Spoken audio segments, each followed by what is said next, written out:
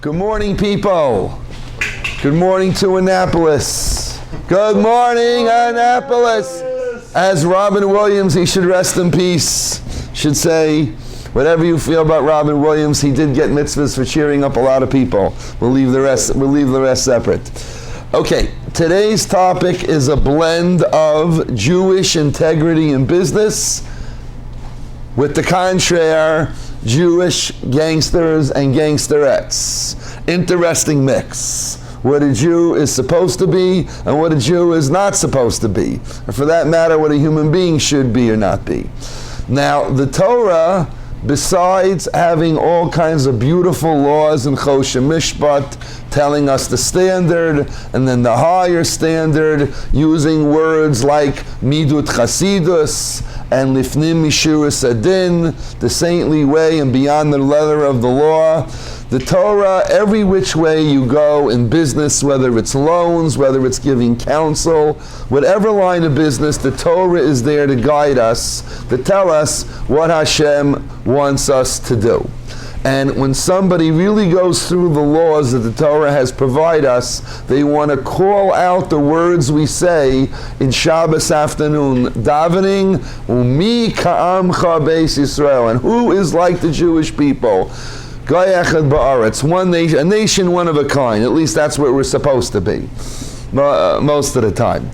So, one of the first areas that I've been working on is Jewish businesses where you get paid to give advice. And now more than ever, people get paid to give advice. It used to be it was just a stockbroker. It used to be just a therapist. But now you have security computer advice, which we have plenty of wonderful advice right over here. And then we have banking advice and financial advice. And the list goes on and on and on. And then you used to have a congregant here that could advise you on investments in stamps and coins.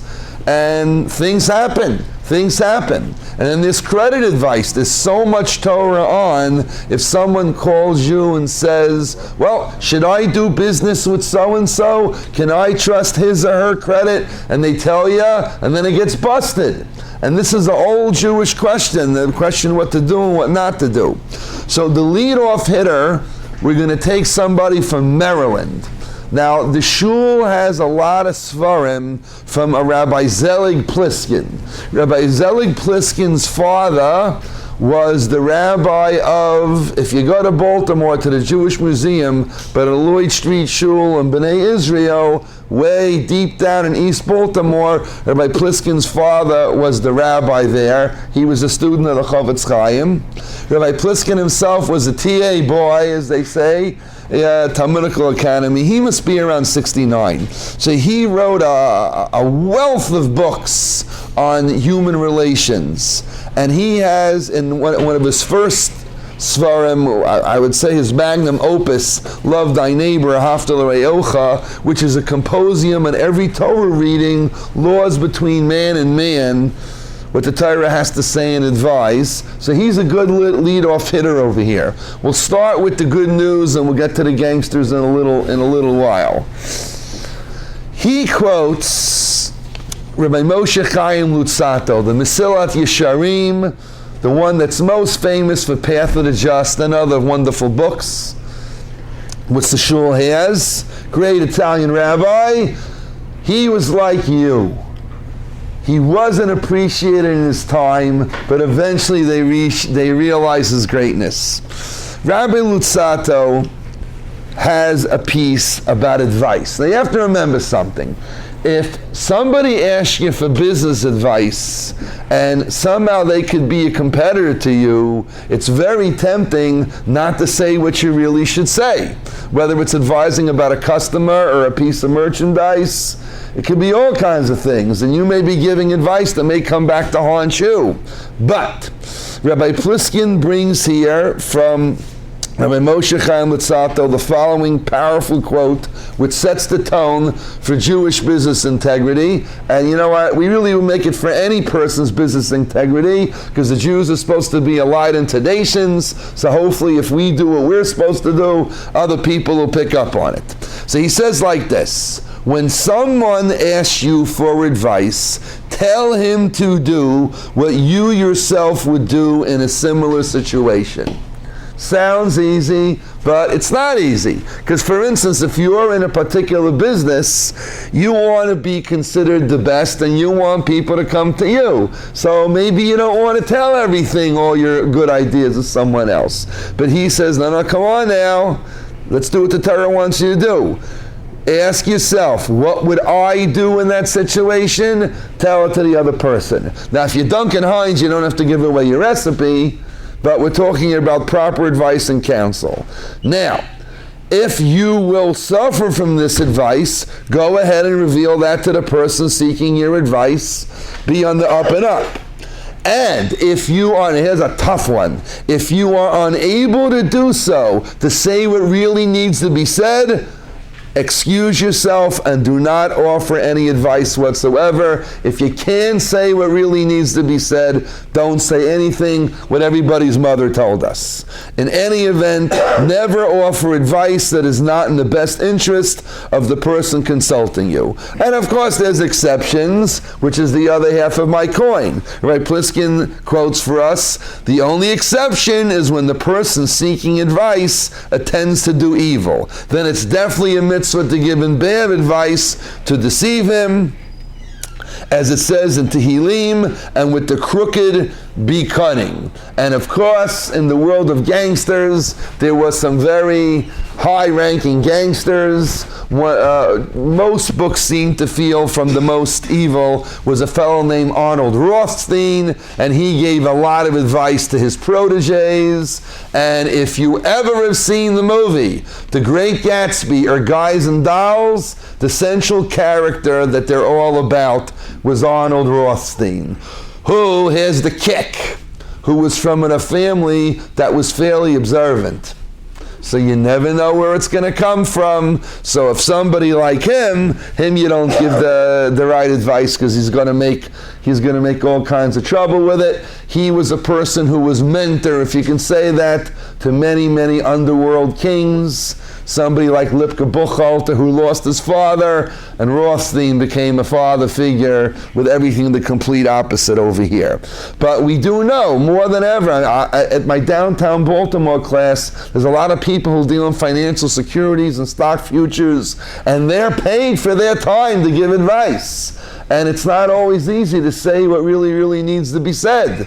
And there's all kinds of rules, and there's all kinds of responsibility. But the Torah beckons, well, if you're going to take that job, watch what you say, and you really have a chance to help or destroy someone else. Now, Rabbi Pliskin refers us to go to the Sefer HaChinuch, a sefer that everybody is probably familiar with. I'm sure you've heard it quoted. And on the mitzvah of Lifnei Iver Lo Titein Mikshol, in front of a blind man, don't put a stumbling block. So when most people see that, they go, oh, in front of a blind man, don't put a stumbling block? So that means all the time in school, when we made fun of the kids that had problems, we were wrong. Darn, we shouldn't have made fun of little Jimmy. Oh, but good, that rotten kid in my class that used to always trip you when you went for a drink, sizzle burn, he's going to get it. All right, but the wealth of commentary says, all right, Ye'ein Mikra Yotzei Midei Pshuto, you can't change the simple meaning, but the Gemara spends most of its time telling us the pasuk and the blind man is about giving sour advice to someone, because the person is blind on that topic and you're giving bad advice. So there's one line that I want to steal from the Sefer HaChinuch that has so many things to say, and this shows the whole Jewish integrity and the complete opposite of our other friends. He says, why is it important? He says there's two mitzvahs. There's an aveira to give bad advice, and there's a positive mitzvah to give good, helpful advice. Says the Sefer HaChinuch, if you give good advice, Ki tikun ha'olam. You are doing tikkun olam. You are fixing the world. All the shuls and Jewish factions like to have arguments. What's tikkun ha'olam? Is it recycling? Is it going green? Every shul has his opinion. Maybe they're all right. Maybe no one's right. Maybe half of them are right. We'll have to get your opinion. But whatever it is, people like to argue what's tikkun ha'olam. But he says, you want to know what tikkun ha'olam is, you want to know how to fix the world, right? Especially when you're young. I'm going to fix the world. He goes, if you give your fellow man and woman good advice, that you are fixing the world. And v'yashuvuhu lahadrich b'nei adam v'laseis lahem b'chol maseim eitza tova. He goes, you should make it your business and go after giving people the right guidance, what's right for every single person, and in all deeds that you're involved in, give them an Eitzah Tova. I'm telling you, that will fix the world. You want to know how to fix the world of its problems? Go around giving good advice. As if everybody would give good advice in business and other areas, I'm telling you, boy, would that fix the world if people would be honest and do that. And it's not necessarily an easy thing, but he knights it with the title of Tikkun Olam, which literally means fixing the world, fixing what's broken. And he says, you'll be amazed, you can change lives. You can give one person good advice, that helps him, it helps his family, it helps his friends, it goes viral. So he says that's the way it's supposed to be. And that gives us a boost in our integrity, because you say, you know what? I should give good advice, not give advice, half good advice. He says you're fixing the world. You don't know how much you're going to help that person. Sometimes it could be, giving good news, sometimes giving bad news. But whatever it is, he says that's a big deal. And he just stresses over here, B'chol masayim. It's not restricted to a particular area. In all areas of deed, try your very best to give good advice. You'll be saving someone. And people will save you also. And it just goes on and on and on. Now, an example of going beyond the letter of the law. There is a Gemara let's take the Gemara in Baba Kama. Now some of you may shake your head and say, how can anybody do that? And other people would say, oh my God, in 1975 I did that. So the example in this Gemara, sadly, quite a lot of Jews did this. I don't want to curse Jews. It's been known it did happen with a lot of Jews who thought they were quite observant and found out they had some growing to do, or they needed to call their rabbi a little bit more. And there were some Jews that abused this to the point, I've been told by my students, the Walmart company got very upset with a particular community of Jews. Walmart, you know about this, I'm not telling you anything new. A Walmart in New York. That's it. And I also have been told that the Land's End company, is that the one that allows you like unlimited returns or something? Land's End, I don't know how they make money, but whatever it is, that they had experiences. This is what happened. And depending who you tell this to, some people go, oh my God! How could anybody do such an abominable act? And some people say, what do you mean? I'm beating the system. But this is just one in many, many, many examples of what Jewish integrity is supposed to be. But on the other hand, if you pump it up a little bit, you can see this becoming a tremendous scam, which is what the Jewish gangsters used their God-given wisdom to do. They were scamming all the time, them and their Italian friends. So they were scamming left and left and coming up with brilliant ideas, but God does give freedom of choice. So this is what happened. There was a man, and he had done this scam many times before. There was a man, this is in Baba Kama, on 96B FM. There was a man that stole a pair of oxen from his buddy, some friend. You notice that in the Gemara and the Talmud, whenever someone commits a crime or whacks the guy, it's always his friend. Because we say in Rosh Chodesh benching, Kol Yisrael Chaverim, everyone's supposed to be friends. When you figure that out, call me. But anyway, I guess it's good wishing. Yeah, Art Scroll translated as fellow. Uh-oh, somebody knows something. There was a guy that stole a pair of oxen, and he was very careful with the pair of oxen, treated them with kid gloves. And he went and he used them for plowing and seeding, and before he got caught, he returned it to its owner in perfect condition. So people figured out what happened. The case came before the great judge Rav Nachman, from our greatest judges throughout Shas, throughout the Talmud. So first Rabbi Nachman said, okay, the defendant, prosecutor, got some witnesses here, some students in the wings. And he said, okay, go figure out how much profit this thief has made. Cow thief. Time for Jewish cowboys, right? Where's Mel Brooks when you need him? Anyway, so go estimate how much profit he made, and he's got to pay up. So Rava, who was the up-and-coming judge, said, excuse me, Rabbi, I don't understand. Now this is a big rabbi to be defending the criminal. The rabbi defending the criminal. He says, but Rabbi, should he really be penalized so much? All the profit he did in his property, does it really all go to the stolen bulls over there? Isn't a certain amount of the percentage due to fertilizer and the soil itself? Every penny of profit is due because of the oxen? And the rabbi said, I didn't mean that. I only meant half the profit. Accept it. And then the student said, Rabbi, I have a question. But according to the exact rules of theft, even though it is a crime, but if somebody returns the object perfectly intact, well, that really is enough. I mean, he did a crime, he has to do tshuva, has to do repentance, has to give money to United Jewish Appeal and Israel bonds, but he did return intact, so he's a criminal, but he gave it back intact. Does he really have to be paying anything? And here we get a rabbinical say's answer. Borrowing from Warner Brothers. The rabbi said, boy, now listen here. Of course, he said it in a Babylonian accent. Boy, didn't I tell you that when I'm sitting in a court case, don't talk to me? So Rav is sitting there shocked. Rav was his brilliant protege.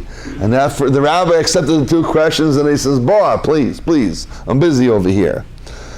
And he says, boy. He didn't say boy, but he should have said boy. He said, our friend, the great Rabbi Huna, he said about me that I and King Shavor are brothers-in-law. And the commentaries say that means that the great Rabbi Huna said, when the non-Jewish king makes a law, they don't bug him. When a Jewish leader says a law, don't bug him either. So he said, just trust me on this. And then he said, let me explain.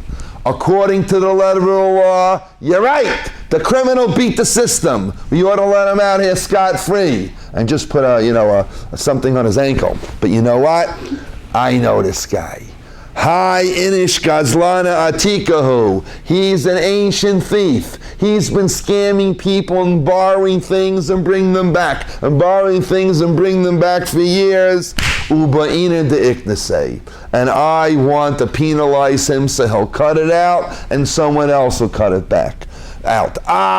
He figured how to beat the system within the halacha. The rabbi said, enough is enough. So is there precedence for punitive damages? What? Is there precedence with punitive damages? Right, but there's a lot of Torah. Or is this the precedence? There's a lot of Torah for which kind of rabbi has the power to do this. If not just that, it's not so simple that anybody could do it. Only certain judges. That's pretty clear from the commentaries in Shulchan Aruch. It's not a free-for-all, because if it comes a free-for-all and every rabbi or everyone who thinks they know a little bit starts doing this, we're going to have a mess. But that's what he did. The message is, if you can figure out how to beat the system with halacha, sometimes it might work. But there are going to be other times when you abuse it and you're going to be told, I'm sorry, that's wrong. Don't do that. Other people are learning from you. Somebody told me they were at a wedding and a woman was wearing a beautiful gown. And her girlfriend went over and said, oh my gosh, quickly, you left the tag on. Let me remove the tag before the photographer takes the pictures. She said, leave it on. I'm returning it after the wedding. And it's very sad how many people do these kind of things without checking with their rabbis. But the overall message is, all that kind of shtick and beating the system with your Yiddish cup isn't acting so Yiddish over there. All right? But there are many, many, many incidents where they show us what Jewish integrity is, when to live within the system, when you can bend it and when you can't, and when a Jew is expected to do more. There are many, many cases where somebody really wasn't obligated, but you know what? But they did it anyway. To do the right thing, to go a little bit beyond. God does extra for you, you could do a little bit extra for him. I have a relative, Nebuch, his wife just passed on. He's a real estate agent in Toronto. Big real estate agent. And towards the end, when his wife was battling with the chemo, and this was a family that had been very, very careful with halacha and going beyond, as they say in Yiddish, very ehrlich, nothing to do with the governor, but a very, very earnest person. And near the end, when his wife got sick, they discussed with their rabbi, and they said, you know what?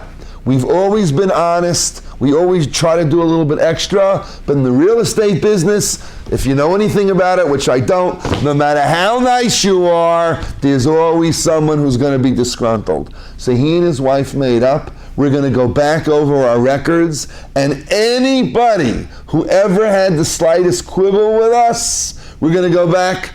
We're gonna fix it up with them if it means putting out money. If there was any question, even though this was a family in Toronto, the guy was a Talmud Chacham and the woman was a wonderful person, always asking she'ilot, but they said, you know what? Yeah, it's push time over here, and even times when we were right, we're going and there was some pretty nasty people that he went back to. They thought, they would have said, your wife's sick, let it go. There was some people that said, oh yeah, you really stuck it to me in 1971, yeah, and we're talking thousands of dollars. But this guy just made up his mind, for my wife and for the right thing. And he took a lot of losses, anything to prolong his wife's life over there. So that's a very, very high level. But in general, throughout the Torah, we find a lot of cases where people do things like that. Now, Rabbi, there's a beautiful Baal Shem Tov. Can I ask a question before you go into the next topic? Back to the Baal Shem Tov is still related to this. Okay, but on the punitive damages specifically, is there any other reference in Talmud to punitive damages, or is this pretty much it? Yeah, I have to think for a bit. Yeah, I'm sure there's got to. Very many then. I'm sure. I have to think about it. This is just a fantastic. Okay. This is a fantastic case. Thank you. There are some cases where a judge will tell someone who didn't do anything wrong, the law is this, but I want you to be nice in the law because you can afford it and because of your stature in life. Right. So it wasn't a punitive, but as the judge giving direction and saying, you know what, you could take the higher standard, and he'll say, but that's not the law. You say, yeah, guess what? But for you, it's going to be. So that you definitely have. The punitive one, I have to think more. There's got to be. There's got to be. Now, a message from the Baal Shem Tov, and then we got to move towards some of our not so nice people. And we'll just try to give one sample of them because the introduction to them really has to be laid down. The Baal Shem Tov says like this: Jewish people have different concepts of what's called immersed in Torah, studying Torah, what's the best kind of Torah. So the Heilige Baal Shem Tov says like this. He says, if there is a person who would be able to study all day, let's say they won the lottery, they're financially independent, they'd be able to study all day, and they sit in Beis Medrash and they study and they teach, wonderful, wonderful, wonderful. However, the Besh says, if you had a person that learned a lot of Torah and also did some business, and when in their business cases from the Gemara came up, they said, ooh, this case, this loan, this business transaction, this catering deal, whatever it is in the whole world, this is that Gemara. Ooh, I'm going to call my Rav. Say, Rabbi, is this that case? Yeah, it's that case. So I should do this, this, and this, just like I learned, I spent 10 hours learning? Absolutely. So the Baal Shem Tov says, if you experience the case from the Gemara, and you double check with your authority, this is it. This is my big moment. I studied about it, and now I'm going to really do it. He says that is the highest level of learning Torah, because you take the Torah you learn, you review it, you check it, and then you live it and use it. The Baal Shem Tov says you can't top that. You cannot top that. That's active, living, applied Torah. That's the ultimate in integrity. You learned it, you studied it, you researched it, you check with authority and make sure you're applying it right, and then you do it. And you make it clear to the person, I'm going to do like this and this because I learned about it. He says that's the highest level of limud Torah and integrity. So he says, try to shoot for that. It's almost worth, even if someone's retired and they're able to have a good pension and all that, after hearing that Baal Shem Tov, it's almost tempted to just do, a business deal or two, just so you could go do it. Just sell somebody something. I'm doing it. You feel great. All right, but that's all on the Jewish integrity side, what Jews are supposed to be. But we're not stupid. Let's quote Dr. Martin Luther King of blessed memory. We know there are wonderful Jews and unsavory Jews. When Dr. King was around, he was informed that in a certain city, there were a lot of Jewish slumlords. Okay, I think you can find that in a lot of cities. There were a lot of Jewish slumlords. So some African Americans came complaining to Dr. King, the Jews are no good. So Dr. King, to their surprise, and this is documented, he said it, and I heard him say it. I wasn't there, but I know that he said it. He said, my brothers, do we appreciate it when the white man condemns all black and colored people because of the deeds of a few? We don't appreciate that. Background. Amen, amen, amen. So too, our Jewish brethren, it is not fair in the eyes of the Lord to condemn an entire chosen people for the iniquities of a few. Basically, we blacks don't like it when you condemn and stereotype the entire people because of what a few did. Don't do it to the Jews either. Fine, there's some bad apples, but most Jews are good, most blacks are good, and he put them in their place. Dr. King really, really said that. I just hope everybody knows that he says that. But on the other side, there are some troublesome Jews, and the question is, what are we supposed to do with them? It gets so serious that I caught her by Glazer, and I said, usually when I talk to people, I like to show them pictures. But what do? The Gemara says, Al tistakel b'fnei Russia. Don't gaze at the face of the wicked. I said, what am I supposed to do? Not bring pictures?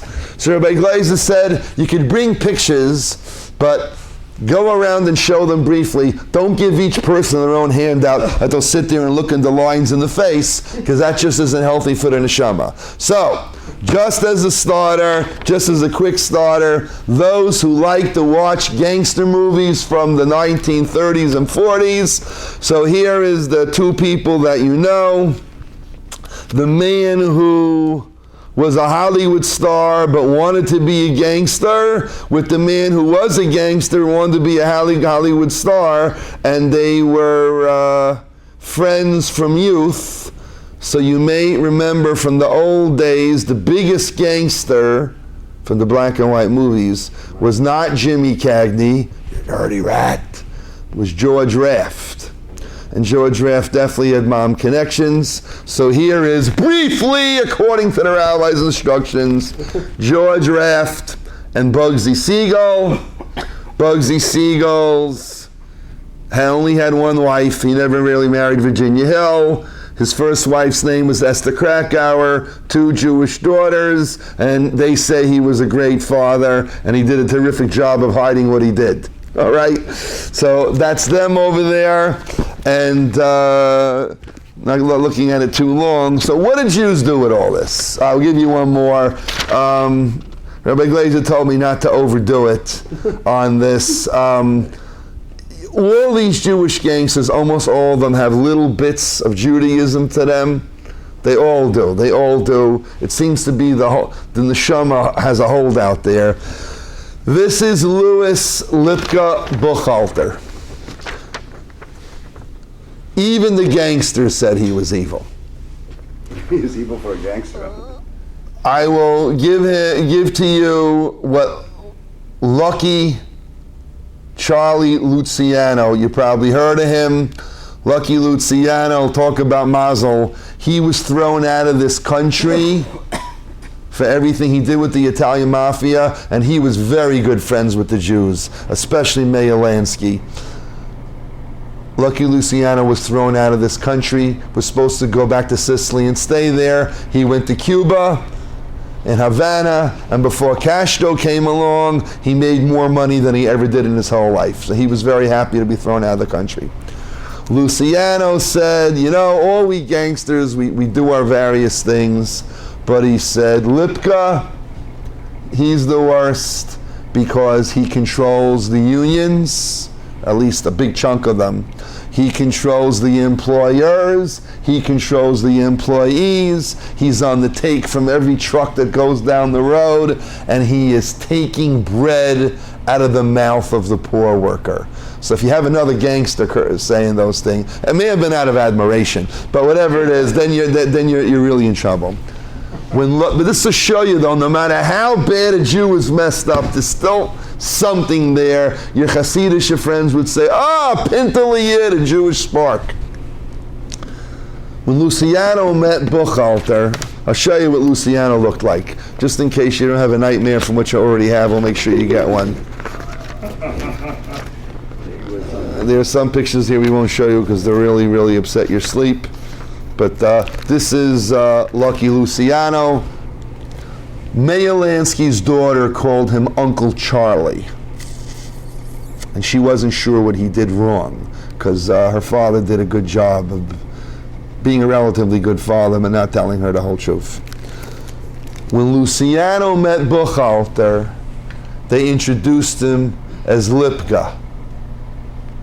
And he said, what kind of a name is a Lipka? What kind of a name is Lipka for, someone in the underworld, in the mafia? What kind of name is Lipka? So Buchalter, who could be a terrifying person, but at times very somber, he became very serious and say, I go by Lipka or Lipkala because that's what my mother called me. My name's Louis, but my mother called me Lipkala, so I go by Lipka. So Luciano turned to other people and said, hey, you cannot be all bad if the guy thinks of his mother all the time. He likes to use the name his mother gave him. He cannot be all bad. Okay, you're my paisano. That's what happened. Oh boy. So the question is, what in the world do we Jews do with these people? Now we have to deal with them at some level because if you go through Tehillim, King David, I don't know what the percentage, sometimes it seems like 20% of Psalms is King David beseeching God, what do I do with the wicked? Like every fourth, 5 pasuk, God, wicked this, what do I do? It's like I don't know, maybe it wasn't the same kind of wicked, but he was busy dealing with it. So what should Jews do? So we're going to take advice from Rabbi Yonason Eibeshitz. Now they use the generic word Russia, and from generation to generation you have all kinds of different wicked people. As Mr. Sliam pointed out, the Torah is always talking about listim zuyin, armed Jewish robbers. I hate to say it, most of the time in the Talmud, long before any of these characters, Most of the time when the Gemara says listim muziyan armed robbers, it's Jews. And the Baal Shem Tov used to meet him too in the mountains when he was walking around. And the famous Reish Lakish, I'm a little bit scared to label him, but right, you all probably heard the Gemara when he and Rabbi Yochanan, his brother-in-law, Rebbe, confidant, colleague, all the above, were discussing the rules about ritual and cleanliness by knives. Rabbi Yochanan made a wide crack, ha, you really know about knives from the past, don't you? Which Reish Lakish did not appreciate. It's very funny if someone had a big criminal record, which Reish Lakish did, but he made teshuvah, they do get sensitive. Mayor Lansky, who's just from the top most evil people out there.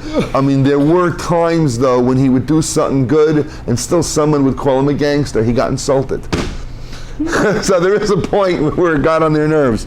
But the question is, so what are we Jews supposed to do with the Rishaim? So Rabbi Jonathan Eibeshitz, he's in Germany in the 1600s. So he says, what do you, and this is in Yaros Devash, Forest of Honey. What are you supposed to do with the wicked people? You have a blessing and davening 3 times a day, Rifa'enu, heal. He goes, well, what do I do if I know there are wicked people that are sick? I daven for them. I don't daven for them. I daven they should drop dead. What am I supposed to do? Says, now, and you know, there are different kinds of wicked people in every generation. They just pick different sins. You have King Menashe, which the Gemara says in Sanhedrin, tried to break every single aveir in the Torah. I mean, there's one really sick thing where he was breaking an aveira from the Torah that he had no pleasure from, and his mother screamed at him, "What are you doing that for? You get nothing out of it. It probably hurts you to do that."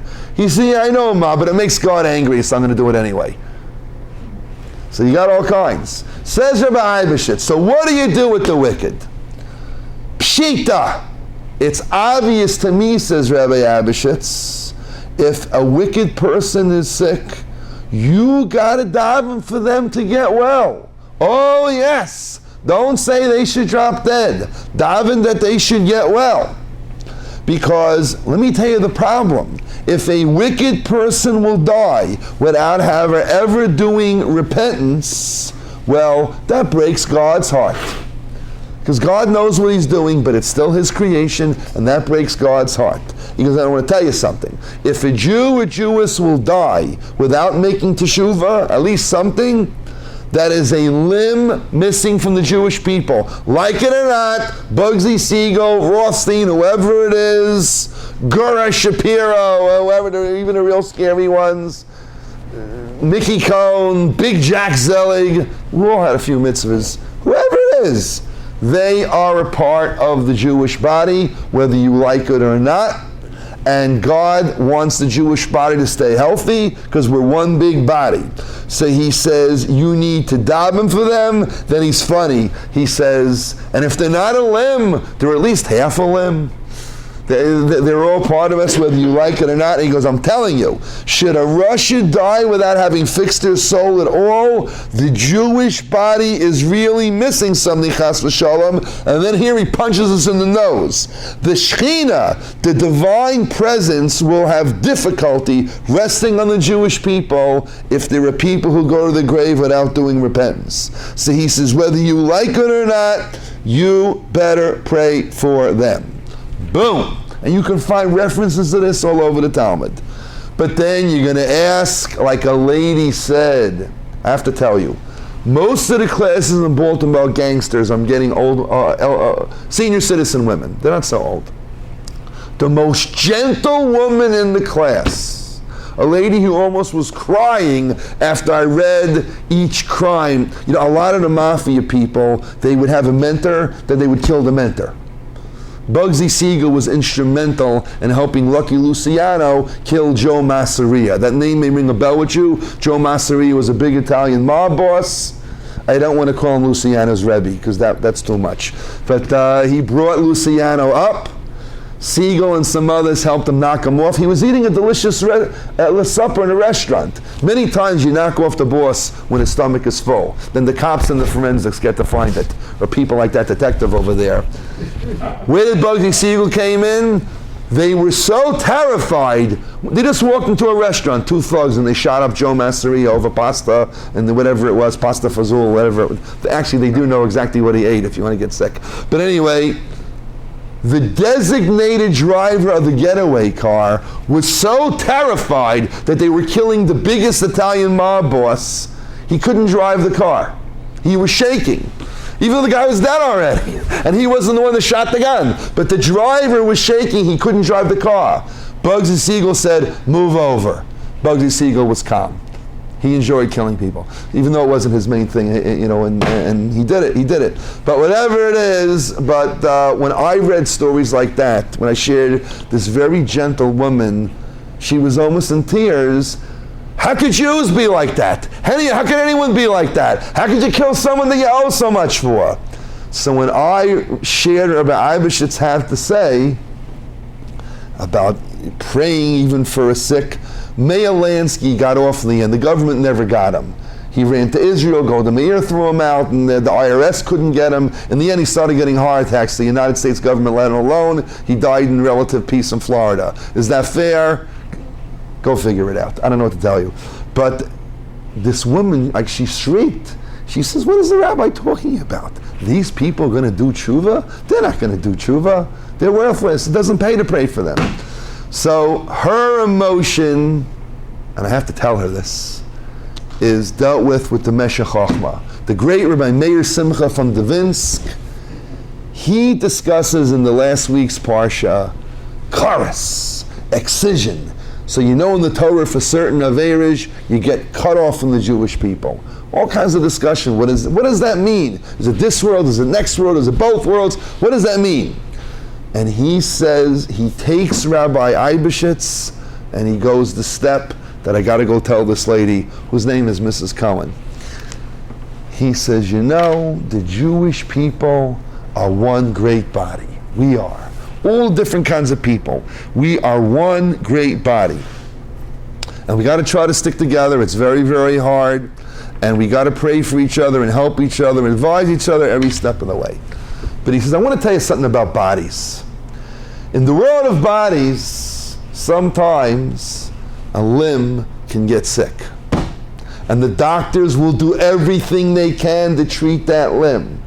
And it may get to a point where that limb, whatever it is, has sepsis and gangrene. And the doctor will say, we have a choice. We can leave that part of the body, and eventually the whole rest of the body will get sick and die, or we can sever this part. So in the world there's such a sad thing called amputation.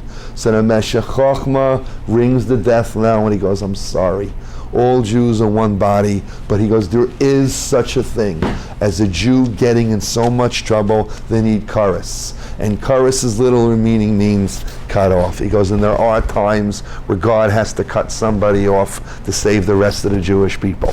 So hopefully most of the time we can go at Rabbi Eibeshitz, that we could save the limb and pray for them to get well and healthy and get their mind about them and make tshuva so the Jewish body be healthy. But the Meshech Chochmah, who was a very nice person, but still says, but there are going to be those times where it's just so sick that it has to be cut off, and God will do what He has to do, and He'll give chances. All right, so we'll end off with one more Baal Shem Tov and Barney Ross. Barney Ross. If you don't know who Barney Ross is, you'll know in a minute. Barney Ross is considered one of the greatest boxers, little-known Jewish boxers of all time. He was a World War II hero. He was incredible heroism in the Pacific, and the price he got for it was catching malaria. When he came back off the plane, the famous, recognizable face of Barney Ross, alav shalom, who did a lot for the Jewish people in the state of Israel, and he did a lot of tshuva. When he got off the plane and everyone's waiting, a man with white hair bent down and kissed the United States soil. No one knew who it was. It was the great boxer Barney Ross. He contracted malaria, and the young man turned white. They didn't know who he was. He had a whole thing with morphine addiction. He got over and he helped other people. So the Baal Shem Tov says something like this. There's a Mishnah in Pirkei Avos. Everybody knows it. Everybody knows it. Ezehu chacham halomeid mikol adam. Who is wise? He who learns from all men. Adds the Baal Shem Tov 2 words. And if Elliot knows, if you're dealing with the Baal Shem Tov, that's all you need. Says the Baal Shem Tov, the Mishnah tells us, who is wise? He who learns from all man. Says the Baal Shem Tov, afilu rasha. Even the wicked, you can find something to learn from them, even if it makes you sick. Give you a quick example. There's the interview online. You can see it. Your neshama may not know what to do with it. Sandra Lansky, the daughter of Meyer Lansky, she's around 78. She was interviewed. She wrote a book. The cover of the book will revolt you. It is a picture of Meyer Lansky when he ran away from the IRS and President Nixon to Israel, and he's standing in front of the hotel hugging his daughter. You look at the picture, you don't know what to do with yourself. It's in front of the Kotel Maravi. He's running from President Nixon. Golda Meir and Yosef Berg from the Israeli parliament trying to decide what to do, Knesset, trying to decide what to do with him. And this big gangster who's responsible for endless crime and deaths has his arm around his daughter in front of the Kotel. I think that's the book cover. You look at it like, you just don't know what to do. If you Google it, but she says, my father was a model father. She says, I'll tell you one nice thing my daddy did. Meyer Lansky was called the accountant of the mob. The accountant, they called him. Brains. Sandra said, and she's all right, she says, at every meal he quizzed us on the multiplication tables. He would sit there. Sandra, 8 times 8. Other one 6 times 6. He would quiz us on the multiplication tables. So the interviewer, and you can look it up. If you write Sandra Lansky interview, it'll come up 1, 2, 3, first page. And they said to her, Sandra, but what would happen if Daddy, who he was, asked you 8 times 8, and you didn't know what happened? So her face became stoic. You learned it. They said, but Sandra, your father, if he asked you multiplication tables and you didn't get it right, like what happened? So he was waiting for them to say, he'd string you up, he'd shoot you, he'd throw you against the wall. So she got very serious and said, if you didn't have the right answer, you learned the right answer. But Sandra, you learned the correct answer. Now you could have your own opinion if children should be quizzed at the table or not, but she felt that made my dad a good father. By the way, in West Point they do that. West Point, I don't know if Annapolis they do it. At West Point, the plebes, the freshies, they ask a lot of questions. They have to know it. And by the way, Lansky's son went to West Point because he told him, I don't want you to follow my footsteps. Go to West Point, and he led a pretty dignified life. So anyway, it's something to learn. So we'll end off with Barney Ross. Now this is what Barney Ross looked like before his hair turned white. Barney Ross was from an Orthodox family. Long, very interesting story. A tremendous amount of divine providence in his life. A lot of heartbreak. And he went from wanting to be a rabbi to not believing in God and the Torah, coming back and forth. A lot of things happened to him. What really blew him away is his parents were Orthodox, and they were very kind people. 2 men came into the store, said, it's a cold day, can we warm up? He said, sure. Go sit down over there by the stove. They sat down. A Jewish lady came in, looked at these guys in the corner, said something in Yiddish to Barney's father. Though he looked up, shot him. And then his mother, I forget if his mother had a heart attack, whatever. He lost both parents in no time at all. and his sisters and brothers were given up for adoption. It was terrible. So he had a lot to really blow him away. So he went from wanting to be a Rav to completely. So let me tell you what happened with him very quickly. If you say to the average person, gangster, the first word that comes out of their mouth is not Lansky, Buchholter, Rothstein, or Siegel. It's Scarface. Al Capone. Right? The average person, right? You're playing the word association. They're going to say Al Capone. When Barney was in his teens, he wanted some money fast because he wanted to buy his brothers and sisters back from the orphanage. The parents were gone. He wanted to buy his brothers and sisters' freedom back from the social services, whatever. So he tried this, he tried that, then he found out in Chicago, he lived in Chicago at that time, the fastest way to make money, his picture you can look at, the fastest way to make money is the mob. So he started working for Capone. And he was good. Now, not getting into the issue of the mob being involved in fixing boxing, that's a whole story in itself. That wasn't the capacity he was working for Capone in. But he was working for Capone, and he was good. And Capone liked him. He looks a little bit, he's got that look, you know? But then he was getting better and better and better and better. And one day, this story can be found in the book in the Shul's library, Great Jews and Sports. Capone pulls him over, and he says, I want to talk to you.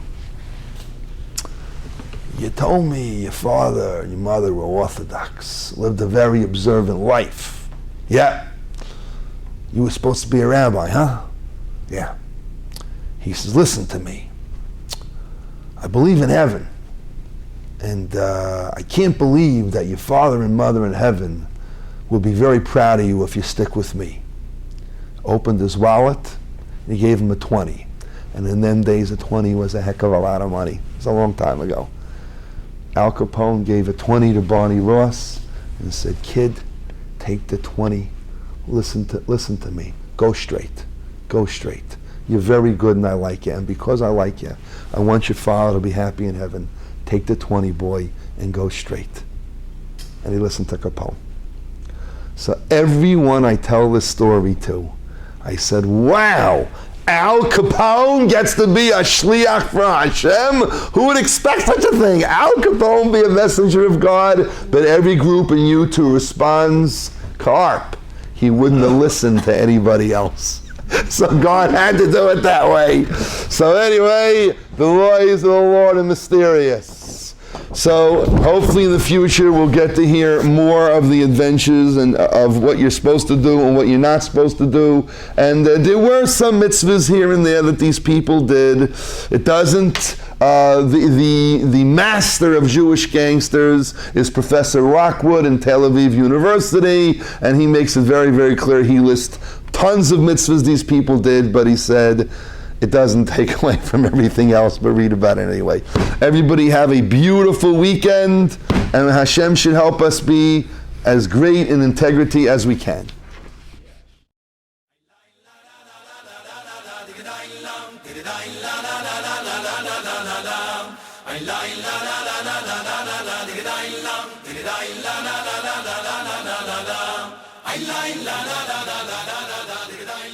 I